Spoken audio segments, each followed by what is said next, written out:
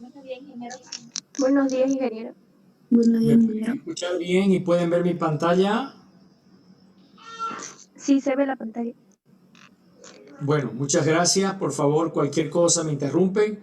Hoy comenzamos un otro tema dentro de lo que es la bioquímica de los tejidos vegetales. Continuamos en el tema número 1, pero estamos viendo subtemas de él. Hoy día vamos a hablar de dos cosas. En la primera parte vamos a hablar de cereales. En la segunda les voy a preguntar si existen algunas dudas relativas a puntos de cosecha. Y en la tercera parte vamos a hablar sobre patologías o enfermedades. Inicialmente mostrarles estas láminas de cereales. Vamos a ver, aquí está. Entonces, cuando nosotros hablamos de cereales, nos referimos básicamente a una familia muy grande de plantas que están conformadas por las llamadas gramíneas, ¿ok? Las gramíneas básicamente tienen que ver con lo que significan las plantas monocotiledónicas, ¿ok? Una gramínea entonces son cereales que principalmente están constituidos por proteínas, por carbohidratos y por grasa y son los alimentos más consumidos y más difundidos en la humanidad, ¿ok? Se calcula que de 50 a 70% de las calorías del ser humano provienen de los que son los cereales. Y la verdad que en poblaciones pobres, deprimidas, este porcentaje hasta puede subir al 90%, ¿ok? Una fuente barata y una fuente muy accesible para poder llegar a tener las calorías que yo requiero en el día a día, ¿ok? La mayoría de las plantas o todas las plantas denominadas gramíneas son monocotiledónicas, ¿ok? Como las que ustedes ven en la foto, sean la soya, la avena, la cebada. Y la producción de cereales en el mundo es algo que no para de crecer. Si bien este dato que les estoy mostrando acá no es un dato actualizado, pero si ustedes miran, los grandes países en el mundo tienen grandes producciones de cereales. Vean ustedes que nosotros, por ejemplo, no somos un país que está olvidado en eso, por el contrario. Fíjense que nuestro país está ubicado ahí un poquito arriba en la tabla, al lado de Brasil y de Bolivia. Nosotros hasta parecemos un poquito mayor de cereal que la brasilera en el año 2011.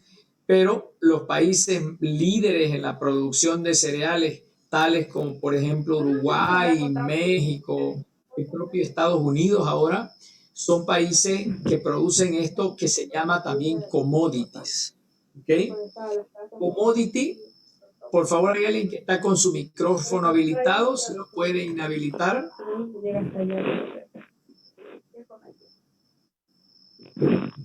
Reina Cifuentes es la que está con el micrófono habilitado.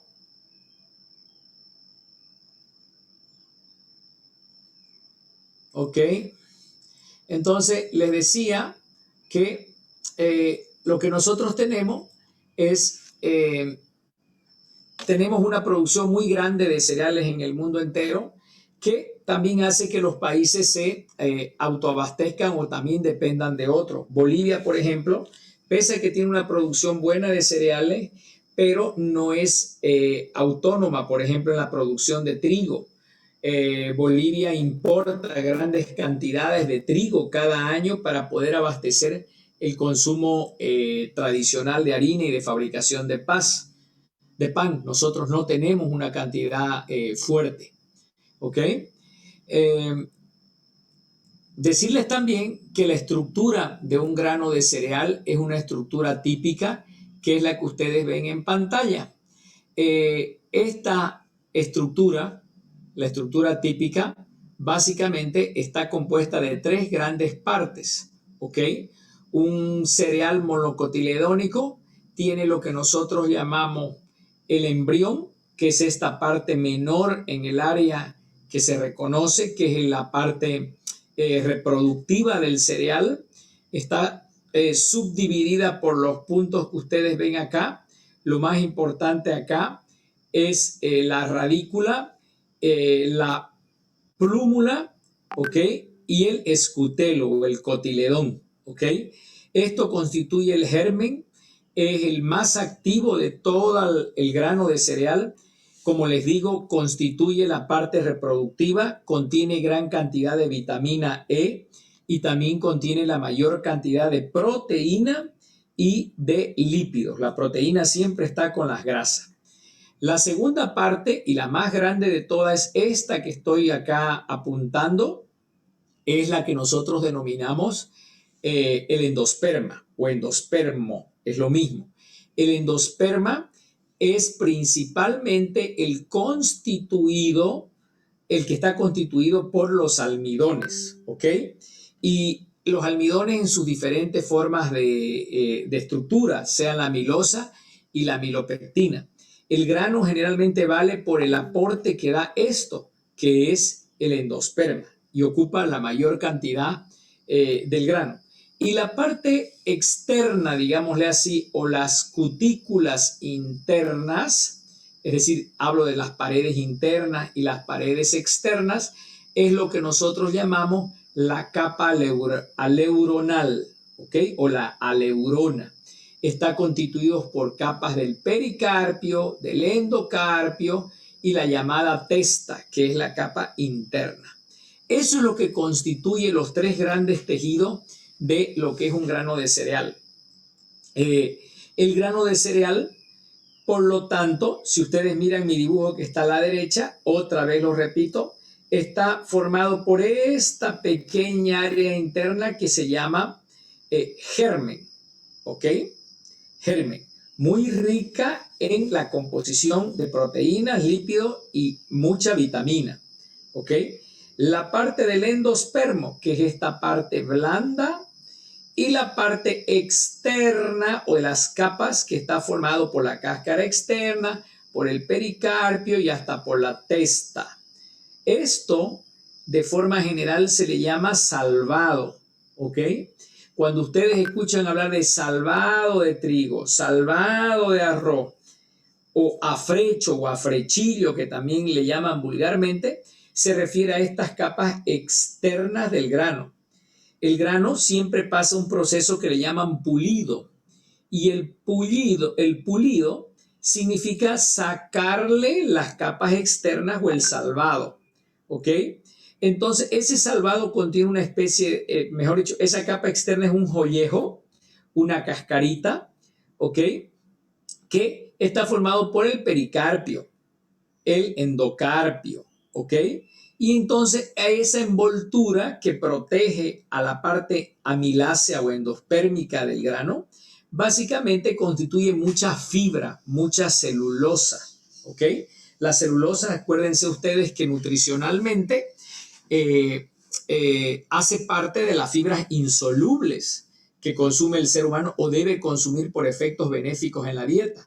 Y por tanto, constituye el principal componente de la fibra que nosotros tenemos. Si yo le saco el salvado, el grano queda pulido, entre comillas. ¿Y qué le llaman pulido? Queda blanco, queda bien blanquito, bien bonito, y a veces en el arroz inclusive hasta lo envuelven con glucosa, con miel de caña. Entonces eso es lo que le provoca, digamos, el llamado grano abrillantado o grano de oro, que hay mucho de esos arroz graneados blancos, ¿ok? Hay variedades de arroz como variedades japonesas que principalmente tienen una cantidad muy grande de amilosa y hace que el arroz graneado cuando lo cocinemos forme un pututu, un aglomerado así, que es el típico arroz japonés o el arroz que se usa para hacer sushi, ¿ok? De altos contenidos de endospermo y de bajos contenidos de cáscaras. Son variedades de arroz, ¿ok? Y el arroz, obviamente, que cuanto más cáscara tenga o más salvado tenga, más duro va a ser para cocinar. Por eso es que un arroz integral va a costar mucho más cocinar que un arroz blanco, ¿ok? Entonces, esa estructura, ¿no? Está subdividida en estas otras capas que ustedes están viendo allá. Miren ustedes en el cuadro de la izquierda, ustedes tienen las diferentes composiciones de los tres categorías para trigo, para maíz, para arroz sin cáscara y para sorgo. ¿Ok?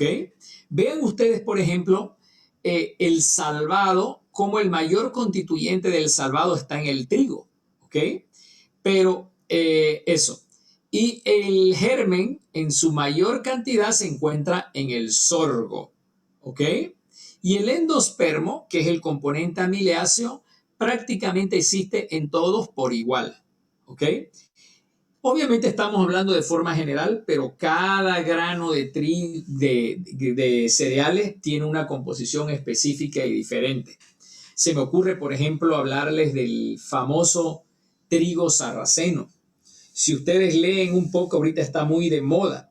El trigo sarraceno es un trigo que supuestamente es bíblico, es de la época de la Biblia y que viene de la época viene de la región de la península de la Mesopotamia y también del Asia Menor. ¿Ok? El trigo sarraceno es el trigo disque, la variedad más antigua que conoce la historia y la ciencia, y es un trigo de alto contenido de germen. ¿Ok? Y de alto contenido proteico en su germen, debido a que tiene mucha capacidad embrionaria. El trigo sarraceno prácticamente se ha perdido, los cultivos que existen en el mundo son en pequeña cantidad y ese trigo se vende a un precio muy caro. ¿Ok?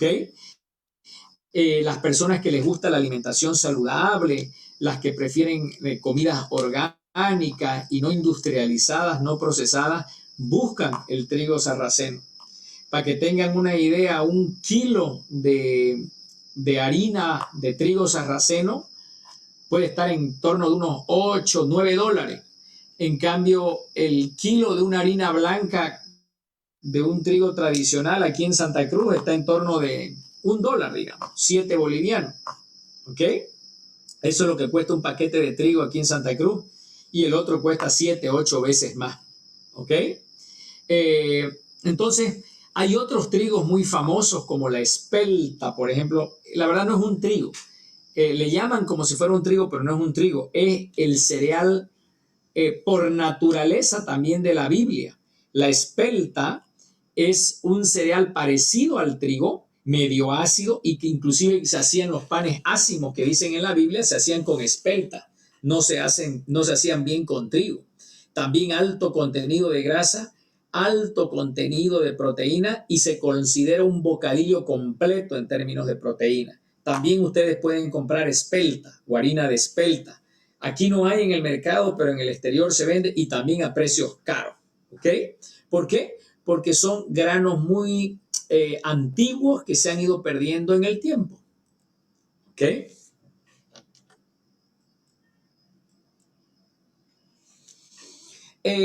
La composición de los cereales va a variar en función a esa composición, a la cría, a la infección que uno o desinfección que él pueda tener. ¿Ok? Y básicamente cada cereal abunda en ciertas propiedades y ciertas características. Lo cierto es que si tuviéramos que, con margen a equivocarnos obviamente y a cometer generalizaciones, tuviéramos que poner una composición genérica de lo que son los cereales, es esta que ustedes ven aquí en pantalla. La humedad de los cereales oscila entre 10 al 14% y si alguna vez estuviera más, quienes trabajan en el negocio granelero y en su tecnología tienen que hacerla bajar a ese rango de porcentaje. A consecuencia de que el cereal es muy seco, es que el tiempo de vida del cereal es alto. ¿Ok? Cuanto mayor humedad tenga, ultrapase ese 12-13%, nosotros necesitamos airearla, se aumenta la temperatura de conservación, aumenta el nivel de acidez y hay un problema. El grano hasta puede llegar a autocombustionar. Por eso es que en el mundo de los silos y los cereales, la humedad va a estar ahí. Generalmente la mantienen en 11-12%. ¿Ok? Las proteínas o el contenido proteico del cereal va a variar. Existen cereales muy empobrecidos de proteína, digamos 6-5%, y existen cereales ricos, como los que les estaba comentando hace un rato, el trigo sarraceno, la espelta, que tienen 14-16%. ¿Ok?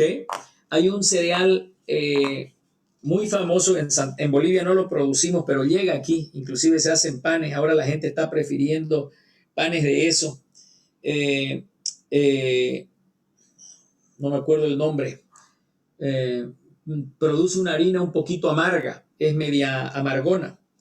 Y el pan no queda tan suave ni tan blando como el de trigo, pero es muy rico. Eh, eh, Centeno, ¿ok? El centeno tiene grados de proteína que también son un poquito más altos, llegan al 15%. Fíjense, la fuente de carbohidratos es la principal, oscila entre 63 a 73. Fibra, dependiendo de la cáscara, si yo como un pan blanco o como un pan con grano integral, eso va a variar. Las grasas, los trigos también y en general los cereales tienen porcentajes muy variables de grasas, pero sí están presentes. Y ceniza, que se refiere a los minerales libres, están en cantidades variables también. ¿Ok? También nosotros tenemos las vitaminas allá adentro. Perdón, la ceniza me refería a las sales. Y los minerales principalmente son fuente de hierro, de potasio, de calcio y de ácido fólico. ¿Ok? Eso es lo que más abunda en los granos de cereal. ¿Ok? Aquí ya tienen una composición mucho más detallada. A ver, veamos alguno de ellos. Por ejemplo, la avena. Fíjense que la avena tiene un aporte calórico bien interesante, ¿ok? En términos de proteína, está ahí dentro de lo que es el rango promedio. Grasa, sin embargo, aporta de una forma importante en relación a los demás. Sus carbohidratos solubles también son buenos, digamos, y aporta con un perfil vitamínico y mineral bien importante. ¿Por qué la avena, por ejemplo, es un cereal interesante? Porque dentro de lo que significan el aporte que ellos hacen de carbohidrato soluble, la avena tiene una composición muy equilibrada entre amilosa y amilopectina. ¿Ok? Su aporte de grasas insaturadas es bueno y tiene fibras solubles en gran cantidad. Son solubles porque las fibras, así como tienen solubles, también tienen las solubles y hace, digamos, de que su mezcla sea muy equilibrada. Además que se ha descubierto que la avena tiene componentes que retardan el efecto, mejor dicho, que mejoran el efecto inmunológico en el cuerpo y mejoran el peristaltismo del intestino, así como que permiten una vacietud con mayor facilidad. En otras palabras, provocan, por el equilibrio que la avena tiene, a que el intestino se vacíe más rápido. Y tienen una cosa bien interesante, la avena, que la avena es casi, casi libre de gluten en su totalidad, ¿ok? Entonces, ustedes han escuchado hablar que hay mucha gente que tiene intolerancia al gluten. Y eso básicamente me lleva a que los granos como el trigo y granos como la cebada tengan problemas serios de consumo para los intolerantes al gluten. La avena tiene una proteína parecida al gluten, pero no es gluten. Y la mayoría de las personas que son sensibles al gluten toleran la avena. Entonces es una alternativa muy buena para poder sustituir al trigo. Hay otras personas que son tan intolerantes al gluten que su cuerpo reconoce la proteína de la avena como si fuera gluten y no deja pasar la avena. Entonces, al que es intolerante al gluten, se le recomienda que pruebe con avena. Y ya si la avena no la soporta, realmente es que es un riguroso intolerante al gluten, porque ni siquiera la avena la puede soportar. Entonces, es como que la avena está en la zona gris, ¿se dan cuenta? Pero no tiene gluten. Lo que sucede es que hay organismos muy estrictos que a veces ni la avena la toleran. ¿Ok? El centeno es el grano interesante que les estaba hablando. El centeno se produce en lugares muy fríos. ¿Ok? Nosotros no tenemos centeno acá, pero su composición es bien interesante también. Tiene bajo contenido de grasa y fíjense ustedes, su proteína es relativamente alta. Entonces, como tiene bajo contenido de grasa, la verdad, y no tiene gluten, no va a dar masas muy esponjosas. Por eso es que hacer pan de centeno puramente quedaría durísimo y medio amargo. Y por eso es que lo mezclan con las harinas de trigo. ¿Ok? Bien, los amiloplastos son plástidos o plastidios responsables del almacenamiento de los gránulos de almidón. ¿Ok? Y la tasa de síntesis de almidón en los granos de cereal es uno de los factores que más afectan el tamaño, así como el rendimiento del cereal. ¿Ok? Entonces, el grano de almidón se caracteriza por su género y su especie. Y obviamente quien produce cereales lo que más quiere es tener un aporte de almidón muy grande. ¿Ok? Vean ustedes aquí la estructura de los granos de almidón. Decimos que todos los cereales tienen almidón, pero la estructura del cristal del almidón no es la misma. Por ejemplo, miren aquí la estructura de un cristal de arroz es como un poliedro y la del maíz también es unas bolitas chiquititas parecidas a un poliedro. Ya la estructura de la papa, el almidón de la papa es chiquitingo, miren, son unas bolitas y más esparcidas. Y del trigo son más pequeñitas y en forma de bolita todavía. No sé si ustedes alguna vez han extraído almidón de papa, pero la producción del almidón de papa se usa mucho para la piel, para personas que tienen enfermedades de piel, que tienen escaldaduras, tienen irritaciones. Es una estructura de granos bien chiquitita, bien suave, inclusive varios talcos naturales que se usan en bebés, en neonatos, se los usa a base de almidón de papa. ¿Ok?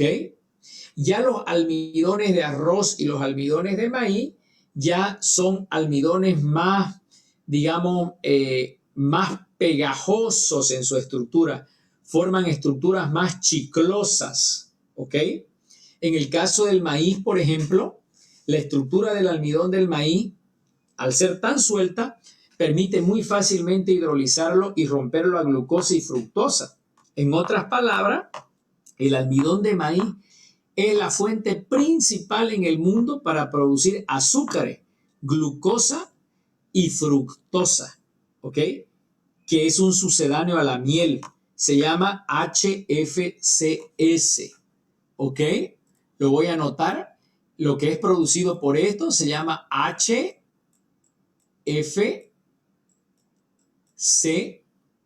quiere decir High Fructose Corn Syrup, jarabe de maíz rico o alto en fructosa. ¿Ok? El jarabe de maíz rico en fructosa es el sucedáneo de la miel de caña o de la miel de abeja. ¿Ok? Y se lo usa como aditivo alimentario inclusive. ¿Qué es lo que se hace? Se agarra el almidón, se lo hidroliza y forma glucosa y fructosa. Ustedes lo ven, es como miel de abeja, solo que un poquito más leve, digamos, más liviano. Ese jarabe de fructosa rico, el jarabe de maíz rico en fructosa, tiene un nombre muy famoso en el mundo. El nombre comercial de este producto es Caro. Lo pueden conseguir así en el súper inclusive. Caro. ¿Ok? Caro es la líder en el mundo en producir esto. Los gringos lo consumen con panqueques. Así como nosotros podemos comer fritos o panqueques con miel de abeja, ellos consumen jarabe de maíz rico en fructosa con sus panqueques. ¿Ok? Y proviene de acá. ¿Ok? Y los otros almidones, bueno, se usan para repostería. Como les digo, el de papa se lo usa inclusive hasta con fines médicos. El de arroz se lo usa mucho también para repostería, ¿no? ¿A qué comidas tenemos nosotros a base de almidón de arroz? ¿Tenemos comida o no tenemos comida?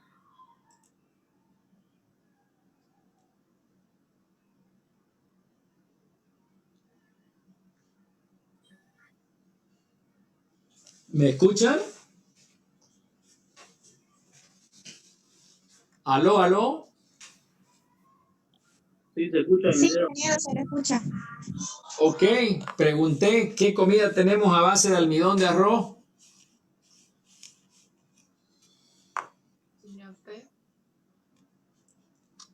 Ajá, el cuñapé. ¿Y a base de almidón de maíz tenemos comida o no?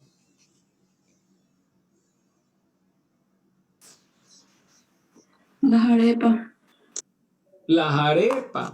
Montón de los horneados que tenemos en Santa Cruz son a base de almidón de maíz. Y la verdad, de México para abajo es lleno de comidas con mucho almidón de maíz, ¿ok?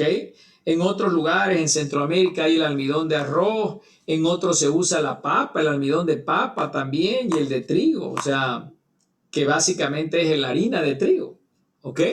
Entonces, en el mundo entero, la verdad, señores, el consumo de almidones es muy grande, ¿ok? ¿Y cómo es que se forma el almidón? ¿No? La sacarosa es la principal fuente de carbono para la síntesis de almidón en el endosperma de los cereales y se convierte en almidón a través de una serie de reacciones de enzimas catabolizadoras. Por ejemplo, la adenosin-trifosfato más la alfa-glucosa 1-fosfato forma adenosin-difosfato glucosa más fósforo inorgánico. ¿Ok? Entonces, a partir de acá, fíjense que nosotros agarramos que la glucosa 1-fosfato le dona este fósforo a este otro fósforo que está acá. Entonces, este fósforo con este fósforo forman pirofosfato. Y la adenosin trifosfato pasa a difosfato. El adenosin difosfato agarra una glucosa. No sé si me entendieron. Lo que quise decir es esto. Este fósforo se asocia con este fósforo que está acá y los dos forman fósforo. Eso es pirofosfato, fósforo inorgánico. Entonces, esto que estaba acá, que se llama adenosin trifosfato, como ya donó un fósforo, ya no es tri, pues, ya es difosfato. Pasa de ATP a ADP. ¿Y qué pasa con esta glucosa? Esta glucosa quedó solinga, porque este fósforo, el que estaba ligado, se lo donó al otro fósforo y por eso formaron PPI. Entonces la glucosa se asocia al ADP y forma adenosin difosfato glucosa. ¿Qué es lo que va a hacer esta glucosa? Esta glucosa va a pasar a ser transferida en el siguiente paso de la reacción a una cadena de almidón. Entonces, digámoslo así, si la cadena de almidón era una cadena que tenía así, glucosa, glucosa, glucosa, ahora adquiere una glucosa más a consecuencia de que este adenosin difosfato funcionó como si fuera una volqueta. Vino y le trasladó una glucosa más a la cadena amarilla. Por lo tanto, esa cadena amarilla ya tiene una glucosa más. Y de esa manera el almidón va aumentando de tamaño. ¿Ok? Vean ustedes acá, tenemos la conversión cabalmente de almidones. ¿Qué le pasa? Esto es días después de la antesis. ¿Qué significa? Días después de la germinación de los granos. Y este es el contenido de sacarosa. Miren cómo, posterior a cierta cantidad de días, los contenidos de sacarosa caen. ¿Los ven? Miren cómo están bajando. Y miren acá cómo el almidón, starch, en los granos, en miligramos, está aumentando posterior a estos 14 días. En otras palabras, los granos antes de germinar son muy ricos en dulzor, van aumentando, pero posterior a cierto momento que se llama la antesis, básicamente lo que nosotros tenemos es disminución del azúcar y aumento del almidón. ¿Por qué? Porque este azúcar disminuye y aumenta el almidón, que fue lo que les puse anteriormente. ¿Ok? La síntesis en vivo del almidón implica a la fosforilación o a la síntesis que conduce a la formación de un polímero que es llamada la amilosa. ¿Ok?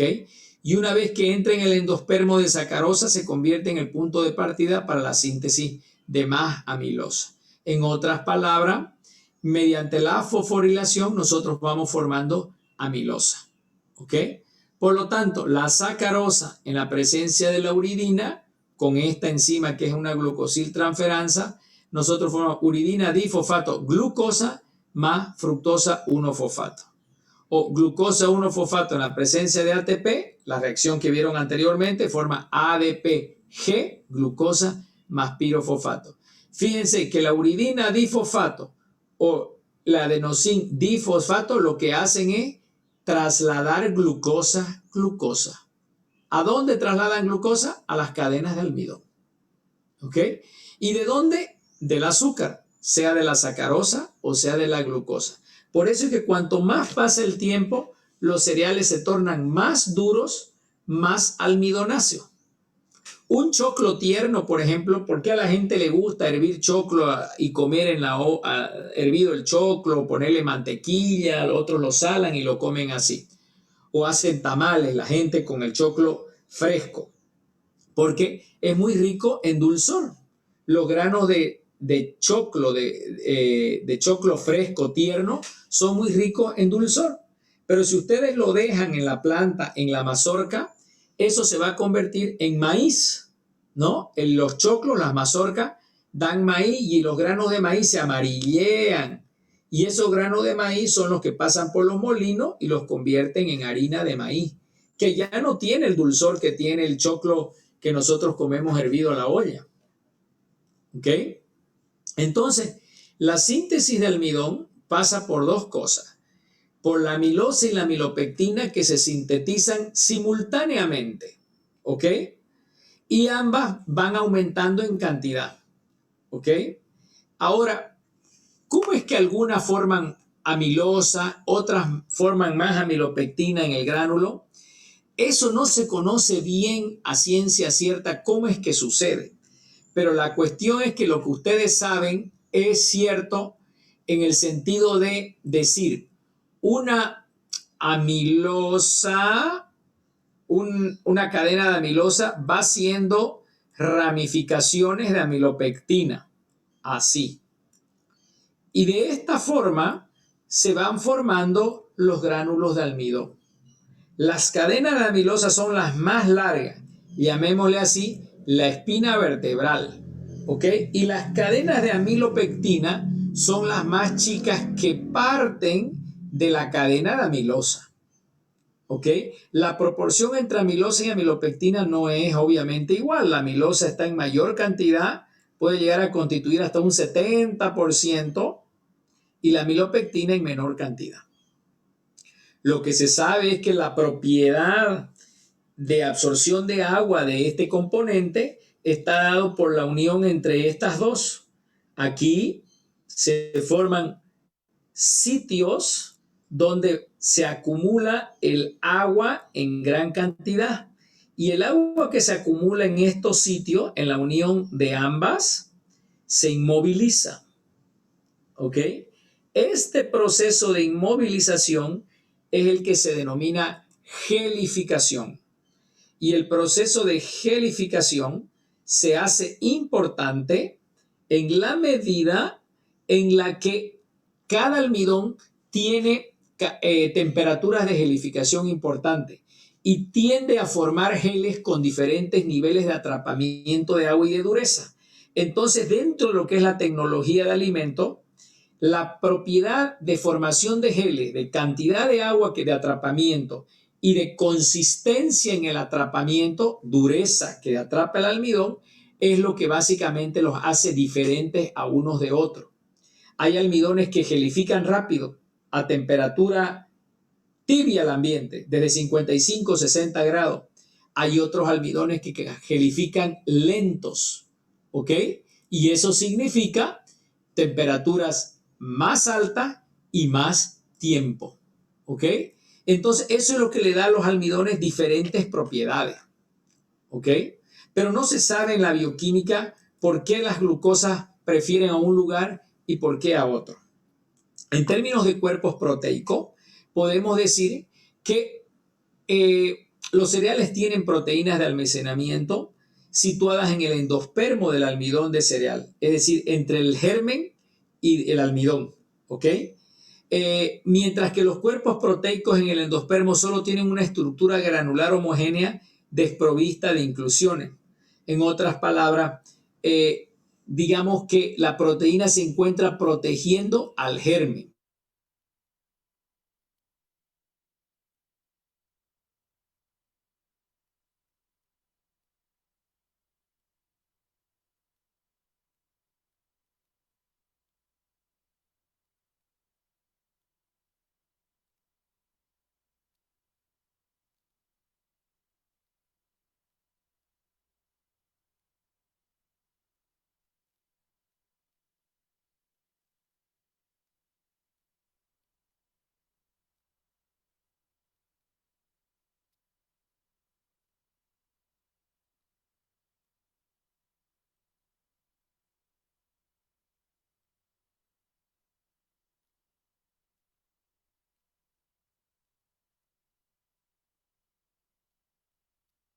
La grabación se ha detenido.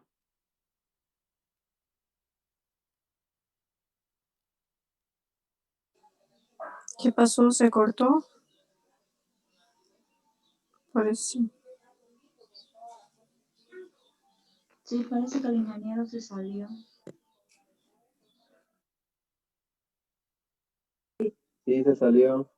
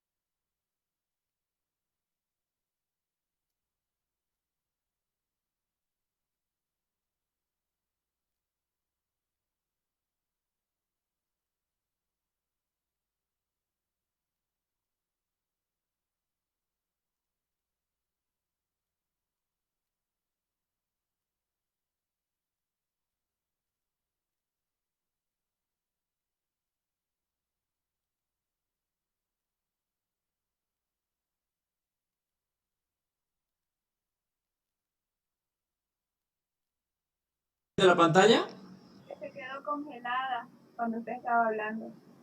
Miren qué increíble, o sea, no sé, yo no es de la segunda vez que me pasa, no sé si con ustedes me pasó la semana pasada o fue con otra materia, En el primer semestre no he tenido problemas de conexión y ahora estoy teniendo. No sé qué es, creo que es mi conexión de cota. Ay, que uno sufre con estas cosas, ya le cuento.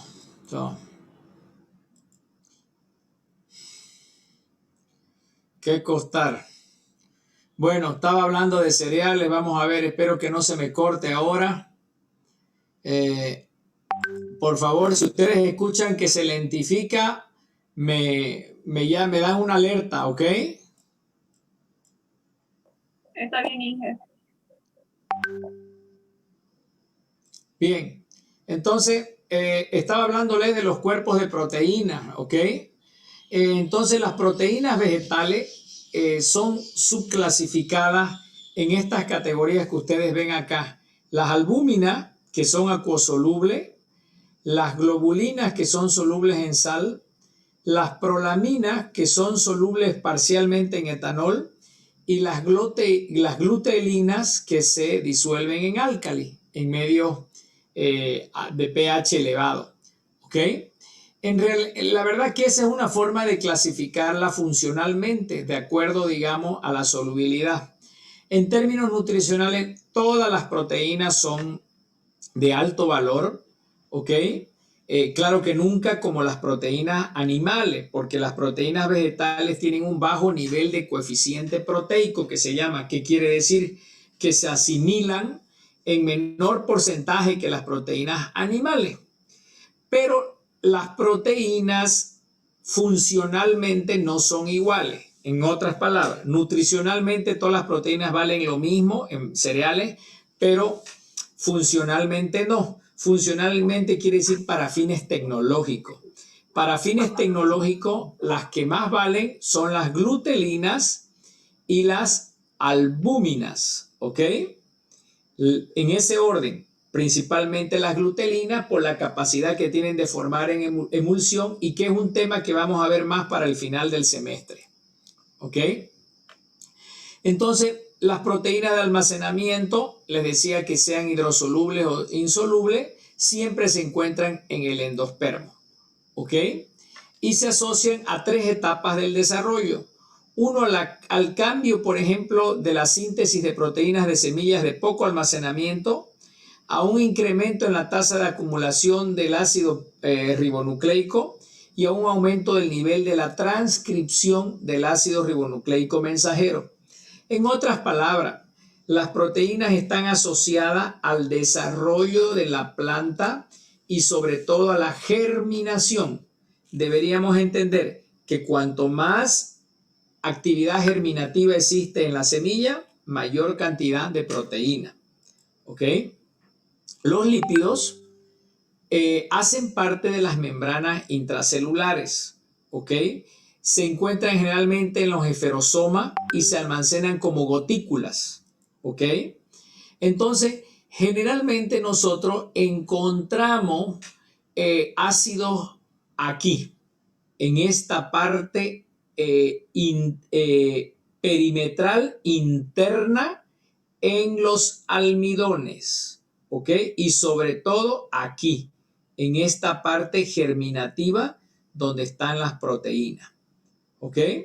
Los ácidos grasos que se encuentran allá son los ácidos, fíjense, linoleico, oleico, palmítico, linolénico, ácidos de cadena larga y varios de ellos insaturados, lo que hace que sean ácidos muy buenos para la salud, digamos, y el equilibrio, ¿ok?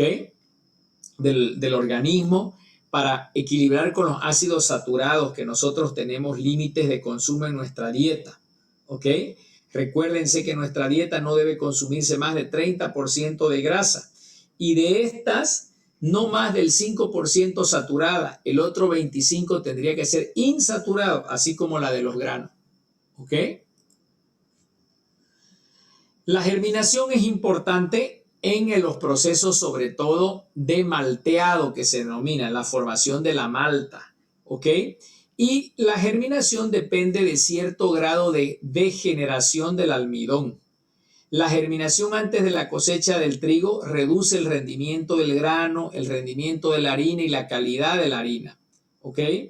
Entonces, la germinación es un proceso de procreación y desarrollo de una nueva planta a través del embrión, con consecuencias bioquímicas muy interesantes para la nutrición del ser humano.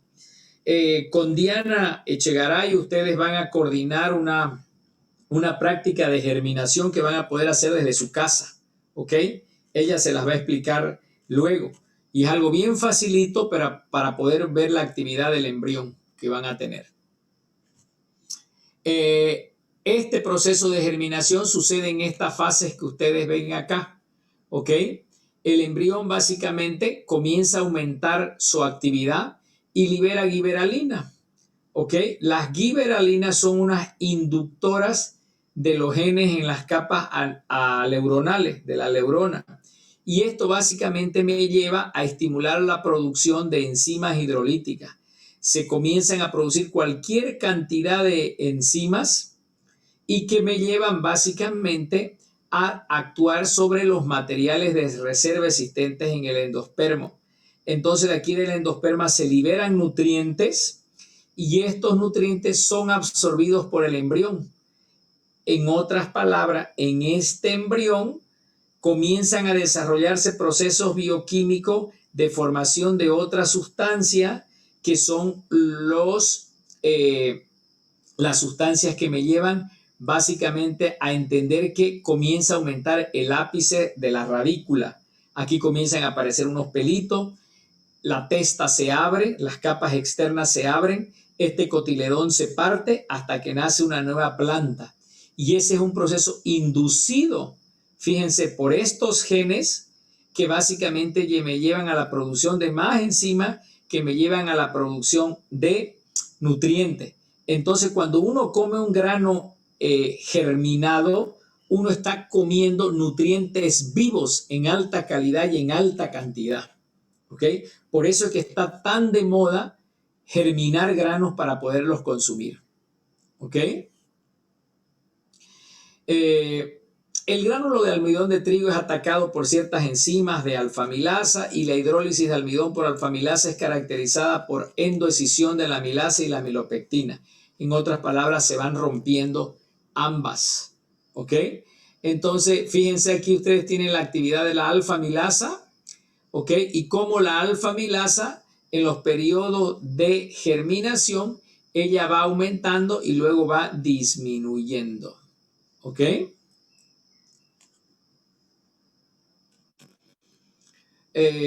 Se encontró también que el aumento en la actividad de la alfamilasa fue acompañado por un aumento en azúcares libres en todos los cereales examinados. ¿Ok? Eso es lo que en cierta manera explica cómo, por ejemplo, la cantidad producida se refleja en el grado de almidón dañado en la harina molida. Entonces, cuanto más nosotros tengamos más grano dañado, más granos vamos a tener en el almidón. Ahora, cuanto más germina la semilla, mayor cantidad de azúcares nosotros vamos a tener porque tenemos mayor actividad de alfamilasa. Y eso significa que el cereal es mucho más susceptible a la fermentación. Por eso es que todo cereal que quiera ser fermentado para producir cerveza, principalmente la cebada es la que se usa, pero ahorita ya hasta el trigo se le llama cerveza de trigo, que está de moda, es germinando los granos, porque hay mucha capacidad de producción de azúcar. Entonces eso con una levadura facilito forma alcohol. ¿Ok? Entonces esta germinación, ¿no? Básicamente me lleva a transformar la estructura del grano. ¿Ok? Y el responsable de esta germinación es la alfamilasa, que aumenta durante la germinación en gran cantidad. ¿Ok? Se liberan muchos aminoácidos, ¿no? Y comienza a moverse la cantidad de proteínas también. Aquí lo que nosotros estamos viendo, por ejemplo, el cambio de la cantidad de lisina existente en esas fases de la germinación. Miren la lisina, por ejemplo, cómo aumenta días posteriores a la germinación. ¿Ok? Aquí es avena, aquí nosotros tenemos los contenidos de prolamina, que son proteínas también, Fíjense cómo las prolaminas decaen porque se van a ir formando aminoácidos para la síntesis, ¿ok?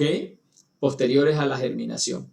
En otras palabras, el grano entra en vida, en convulsión, y por eso que se considera un alimento muy rico nutricionalmente para poderlo consumir cuando yo lo germino, ¿ok? Cuando comienza la brotación.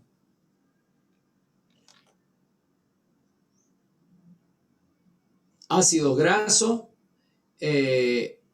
y cómo ellos, por ejemplo, aumentan días posteriores a la germinación también.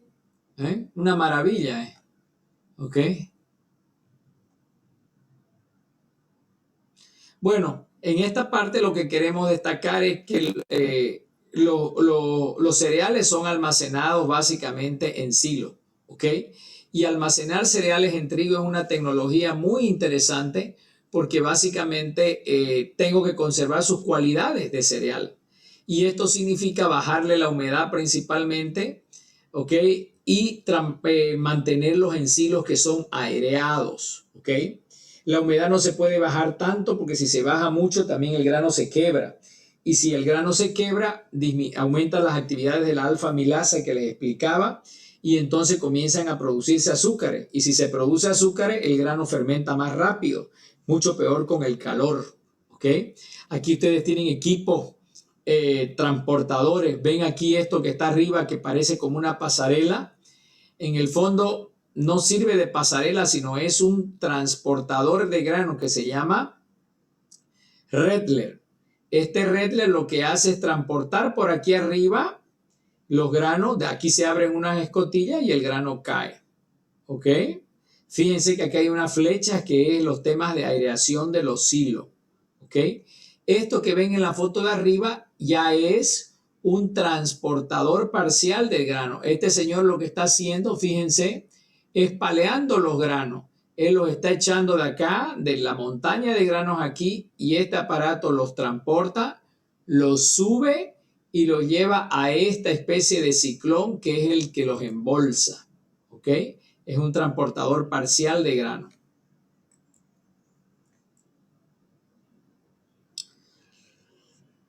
Cuando los granos de cereal están secos, una poca respiración va a suceder en ellos.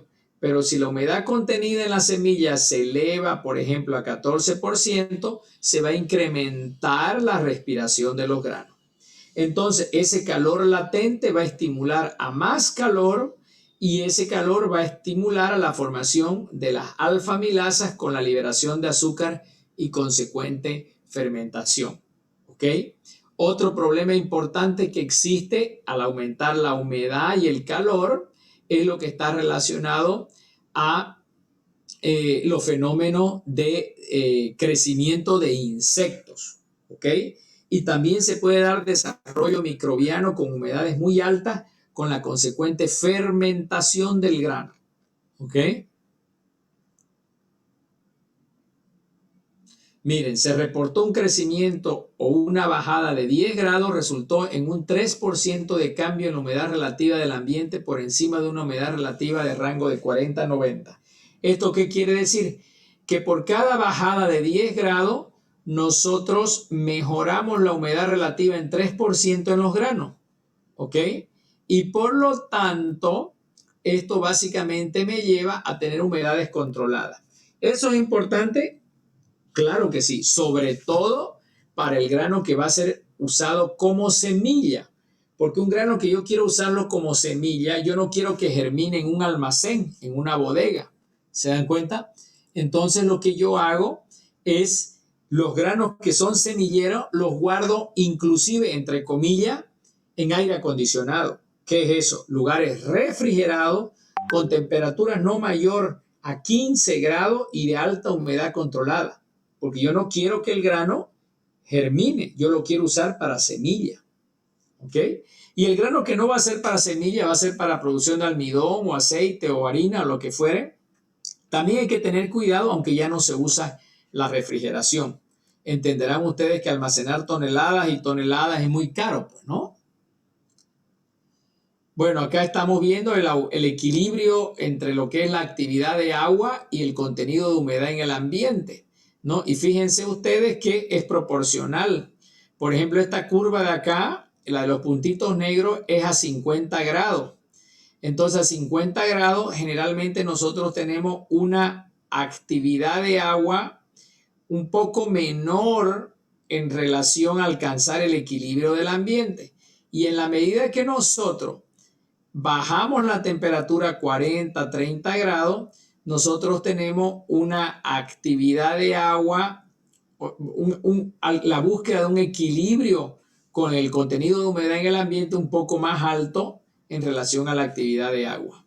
Entonces, ¿qué es lo que hay que hacer? Hay que intentar bajar la actividad de agua en la medida que yo bajo la temperatura de conservación.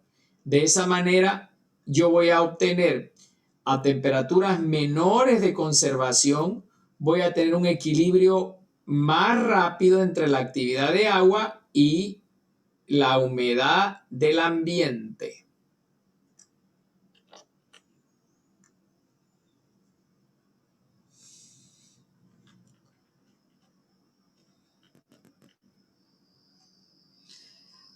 Bien, este tema de cereales es un tema complementario que ustedes tienen ahí en sus fotocopias y me gustaría que le den una mirada, por favor.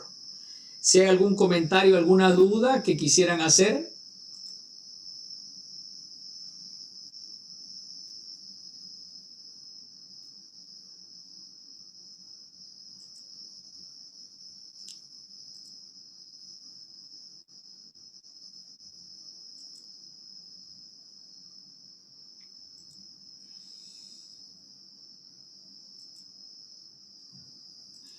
Les he dejado, ¿pueden ver el cuestionario que está en pantalla? No se ve, ingeniero. No, ingeniero. Ok. No se ve. ¿Ahí lo ven seguro? Sí, ahora sí. Sí, ahora se ve. Bueno, he dejado ahí en el U virtual 2 cuestionarios para ser respondidos juntos. El primero es el que se llama cuestionario 1, ¿ok? Que contiene estas preguntas que hace parte de los subtemas 1 al 4. La bioquímica de la respiración, la degradación de los tejidos, tiene 54 preguntas, ¿ok? Todas estas respuestas ustedes las van a encontrar en lo que vengo explicando y también las van a encontrar en el texto que han copiado, ¿ok? Entonces, ¿cuál es la idea? La idea es que a manera de estudio ustedes vayan respondiendo estas preguntas, ¿ok? Si no encontraran la respuesta, ustedes pueden buscarlas en el internet, pero mi recomendación es que lo hagan en una página indexada. ¿Qué es una página indexada? Yo lo explico aquí al final del cuestionario, lo que es indexación. Se refiere a una revista que tiene referencia científica, ¿ok? O a una fuente bibliográfica de una universidad, un artículo de revisión que les permita acercarse al mundo de la universidad. No vayan a buscar esto en el Rincón del Vago, en la página esa El Profe y Yo, cosas de ese tipo, o en revistas como Vanidades, Cosmopolita, esas que tienen artículos de nutrición así medios light. Lo que yo quiero es que ustedes busquen, si usan el internet, lo hagan en revistas serias, ¿ok? En revistas científicas. Pero la mayoría de las respuestas las van a encontrar en el texto que he dejado, que es del libro, y en lo que yo he explicado. Al responder el cuestionario, ustedes están estudiando la materia y esto les da más seguridad para enfrentar después la evaluación, ¿ok? He dejado este primer cuestionario de 54 preguntas y también he dejado un segundo cuestionario que es este. Se llama cereales y legumbres o leguminosas. Las leguminosas son aquellos granos que crecen en vaina, ¿ok? Los cereales crecen en espiga, son monocotiledónicos. Y las leguminosas, ellas crecen en vaina. Entonces aquí ustedes tienen una serie de preguntas, 40 en total, donde se explica la diferencia entre cereales, leguminosas, los aspectos nutritivos de cada una y también sirve para poder completar o complementar esta clase que estamos viendo hoy. También ustedes quedan estudiando, ¿ok? Para la materia. Ambos cuestionarios tienen que subirlos de forma obligatoria y es con los que ustedes quedan habilitados para poder dar examen, ¿ok? No valen nota, pero sí los habilita para poder dar el primer parcial. Yo ya les puse ahí la fecha límite para subir estos cuestionarios. Creo que es allá por el 10, 11 de enero. Por favor, verifiquen ustedes la fecha y asegúrense de completarlos y subirlos en formato PDF hasta la hora indicada. Todos tienen una hora de término. Después de esa hora ya no los pueden subir, ¿ya? Mi recomendación es que no lo suban al último minuto, porque ustedes ven que el internet se cuelga, se congestiona y no se puede, pues, ¿no? O sea, estamos sujetos a la variabilidad de este internet. ¿Hasta ahí hay algún comentario?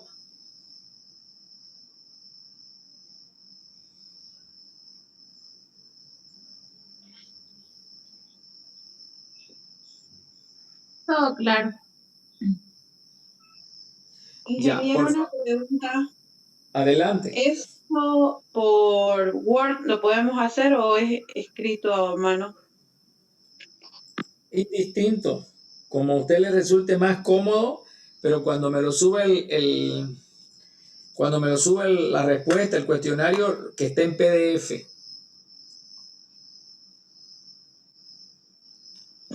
Muchas gracias, ingeniero. Señores, ¿pudieron leer algo de la determinación de los índices de cosecha de fruta?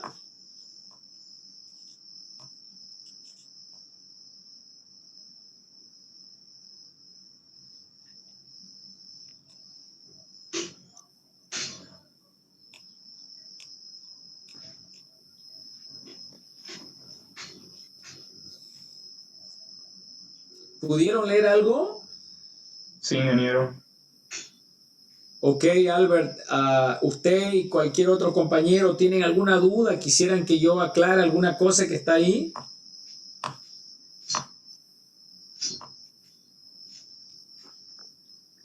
Ingeniero, yo tengo una pequeña duda respecto a la lámina que hablaba sobre las paltas.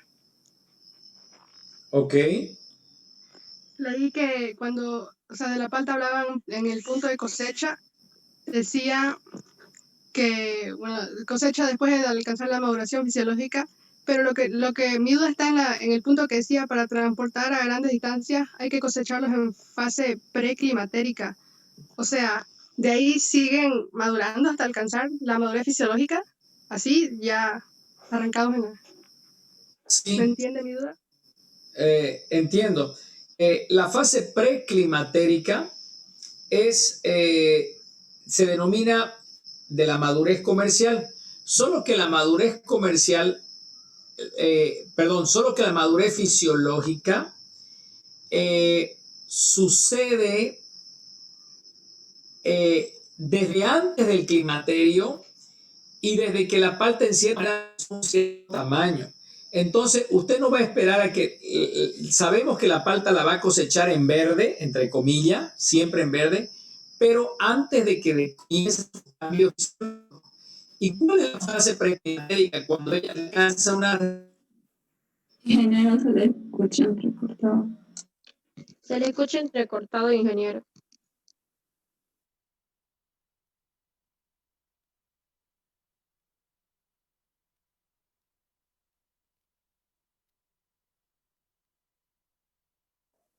Se volvió a congelar la pantalla.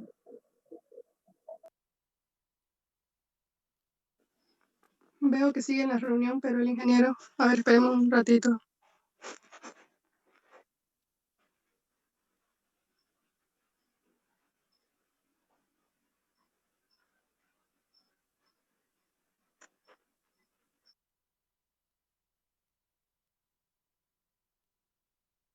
La grabación se ha detenido. Esta reunión está siendo grabada.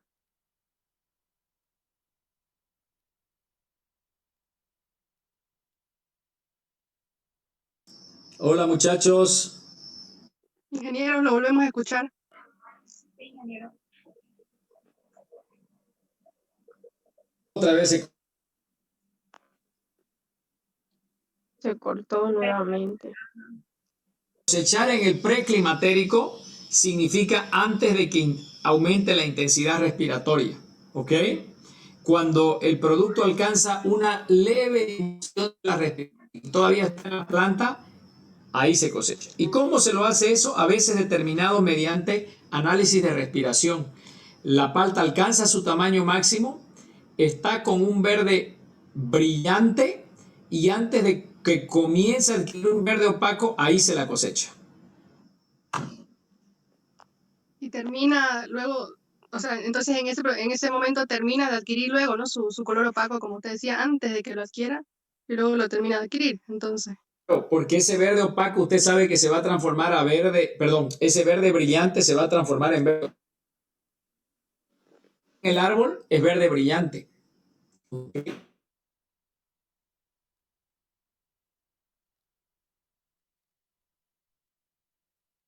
Y ahí la saca. Y